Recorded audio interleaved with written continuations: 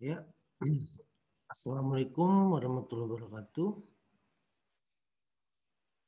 Jumpa bersama saya Aris Stefandi, dosen hukum Universitas Bandar Lampung.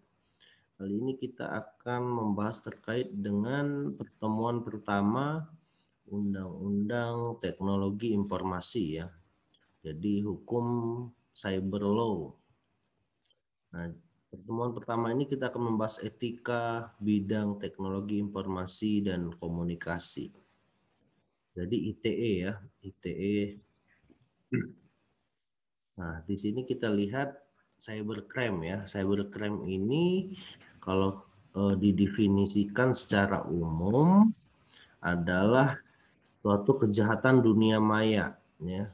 Sebuah situs informasi kejahatan dunia maya yang mengacu pada aktivitas kejahatan dengan komputer atau jaringan komputer yang menjadi alat, sasaran, dan tempat terjadinya kejahatan. Nah, jadi termasuk dalam kejahatan dunia maya seperti penipuan, ya, pemalsuan, penipu kartu kredit, ya, fraud, pornografi, ada judi, ya.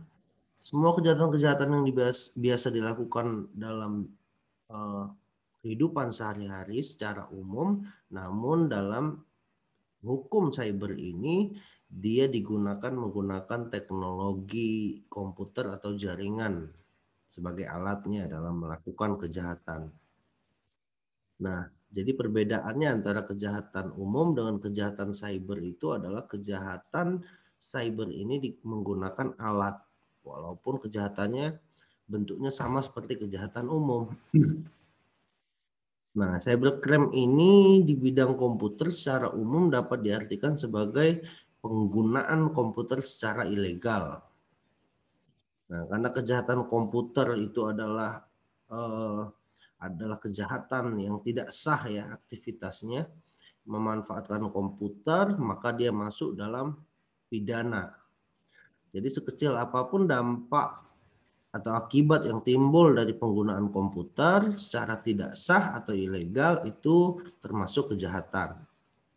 Nah, jadi dapat disimpulkan bahwa perbuatan atau tindakan yang menggunakan komputer sebagai alat sarana itu merupakan tindakan kejahatan.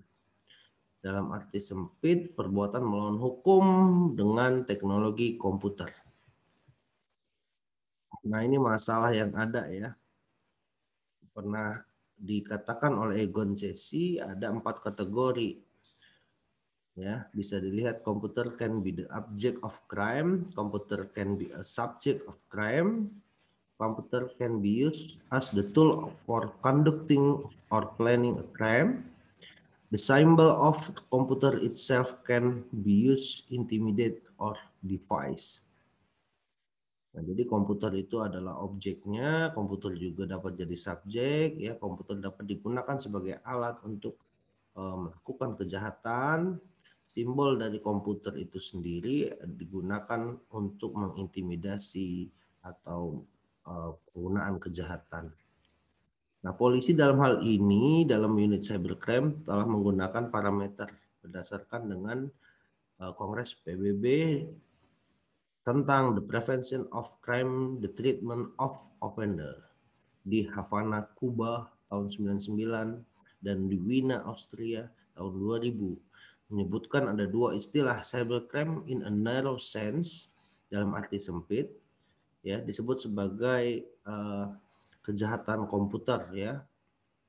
Kemudian yang kedua ada cybercrime in broader sense, itu dalam arti luas ya, disebut sebagai computer related crime. Nah, jadi memang ada yang dalam arti sempit itu hanya disebut sebagai kejahatan komputer. Nah, tapi dalam arti luas memang termasuk semua kejahatan-kejahatan yang menggunakan jaringan network ya, sistem yang ada.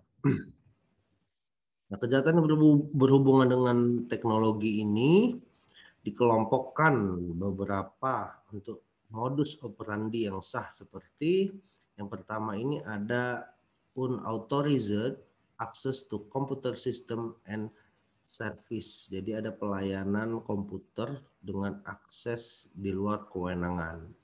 Yang kedua, illegal content. Nah, jadi ada konten-konten yang tidak sah. Kemudian ada data forgery, ya, data-data yang dilarang. Kemudian cyber espionage, ya. Nah, jadi ini penyadapan melalui internet. Ada cyber sabotase and extortion. Nah, ini juga ada sabotase menggunakan media online. Kemudian ada offense against intellectual property. Ini ada apa namanya, kejahatan terhadap hak cipta ya dalam dunia cyber. Kemudian yang terakhir ada infringement of privacy. Nah, ini juga ada kejahatan mengenai privasi seseorang ya. Seperti ITE, seperti penghinaan ya dan lain-lain.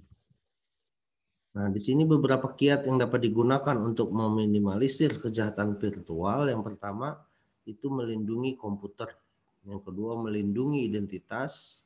Kemudian selalu up to date, amankan email, lindungi akun, kemudian buat salinan, dan kita harus mencari informasi. Perangkat pengamanan internet ini yang pertama internet firewall. Yang kedua ada kriptografi, yang ketiga ada SSL atau Secure Socket Layer. Nah, ini penegakan hukum yang ada ya, itu ada Undang-Undang ITE yang pertama ini tahun 2008 ya sebenarnya. Nah, sekarang ini sudah ada tahun 2016. Nah, Undang-Undang ITE ini yang pertama nomor 11 tahun 2008 pertama kali dibentuk ya. Di pasal-pasal inilah penegakan hukumnya. Terus di KUHP sebenarnya juga sudah ada seperti penipuan, kasus carding, pengancaman melalui email, itu ada semua. Jadi memang terhubung. Nah, ini juga ya, kita lihat ada pasal 311 KUHP, kasus pencemaran nama baik ya, permainan judi.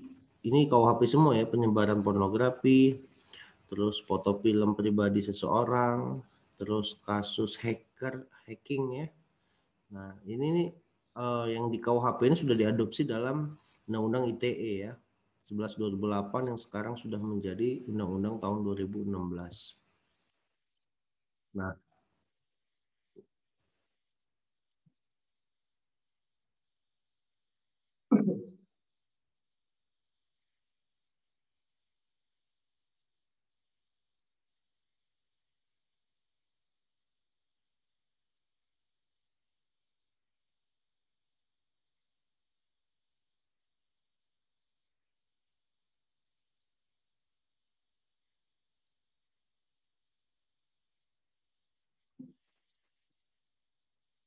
Undang-Undang ITE 19 2016 itu sekarang sudah memperbaharui undang-undang terkait dengan 11 2008 ya. Jadi memang sudah direvisi ya, walaupun tidak banyak juga yang berubah. Namun hari ini Presiden kita sudah mengatakan bahwa akan merevisi kembali Undang-Undang ITE karena banyak sekali pasal-pasal yang tidak sesuai dengan keadilan masyarakat. Banyak sekali pasal-pasal karet dan banyak pasal-pasal yang multi tafsir. Nah, kemudian juga ada undang-undang yang terkait dengan ITE itu juga di dalam Undang-Undang Indonesia ada Undang-Undang Hak Cipta ya tahun 2002, ada Undang-Undang Telekomunikasi tahun 99 dan Dokumen Perusahaan tahun 97. Ada Undang-Undang 2003 juga perubahan tentang Undang-Undang 15 2002 tentang pencucian uang ya, pencucian uang dengan menggunakan internet jadi terkait ya. Dan Undang-Undang 15 2003 tentang tindak pidana terorisme. Jadi ada banyak juga kejahatan pendanaan teroris menggunakan cyber atau teknologi. Nah, jadi dapat disimpulkan bahwa hubungan iptek kita ini dengan cybercrime sudah tentu tidak dapat dipisahkan, ya. Pengembangan teknologi informasi dan komunikasi dan kejahatan menggunakan teknologi atau virtual adalah suatu subbagian dalam lingkup informasi teknologi. Sebagai penjelasan, seorang ahli komputer dalam bidang komputer membobol suatu database dari suatu perusahaan dengan alasan kepentingan pribadi. Hal ini dikatakan sebagai kejahatan dunia maya. Lalu apa bedanya dengan seorang ahli komputer yang meretas database dari sebuah perusahaan dengan tujuan menyelidiki kejahatan yang dilakukan oleh badan tersebut? Apa itu juga termasuk kejahatan dunia maya? Nah, dari contoh di atas kita bisa membedakan antara profesional IT dan pelaku kejahatan dunia maya. Itu dilihat dari etika dan moral pelaku itu sendiri. Sampai muncul dalam dunia IT istilah hacker atau white hacker, yaitu pelaku peretas data dunia maya, namun bukan untuk kepentingan pribadi. Nah, ini lebih lanjut uji coba kemampuan memberitahukan terkait memperbaiki keamanan sistemnya, ya. Jadi sistemnya itu yang harus diperbaiki.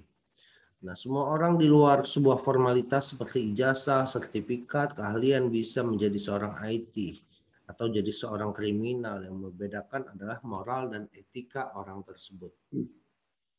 Seperti kemarin ada anak 15 tahun di Sulawesi bisa menyadap, ya, pemerintahan, menyadap perbankan, sampai menyadap penegak hukum, kejaksaan. Nah, ini juga menjadi suatu masalah. Artinya di sini sebaiknya orang-orang seperti itu bisa dimanfaatkan untuk memajukan teknologi bangsa dan negara.